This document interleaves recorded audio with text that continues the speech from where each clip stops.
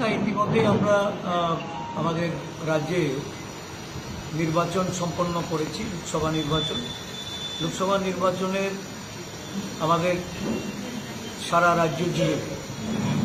দলীয় নেতৃত্ব ইন্ডিয়া জোটের পক্ষে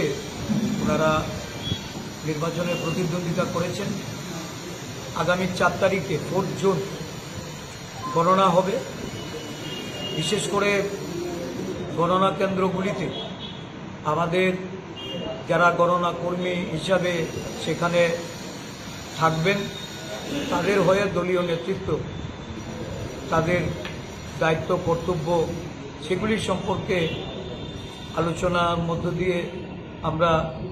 আমাদের গণনা কর্মীদের উদ্দেশ্যে কিছু পরামর্শ রাখব এবং আগামী জুন মাসে রাজ্যে পঞ্চায়েত নির্বাচনের প্রস্তুতি সরকারের তরফ থেকে যেটা গ্রহণ করা হচ্ছে সেই প্রস্তুতি আমাদের দলের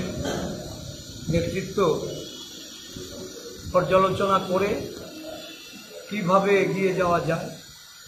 এই পঞ্চায়েত নির্বাচনে ভোটার তালিকার প্রসেস থেকে শুরু করে নির্বাচনে প্রতিদ্বন্দ্বিতা সমস্ত বিষয়ে আমরা প্রদেশ কংগ্রেসের কার্যকরী কমিটির মিটিংয়ে আলোচনার মাধ্যমে সমস্ত পঞ্চায়েতে আমাদের ব্লক এবং জেলাকে আমরা কিভাবে দায়িত্ব অর্পণ করব, কী হবে আমাদের আগামী দিনের রোডম্যাপ, সেগুলি নির্ধারণ করার জন্য আজকের মূলত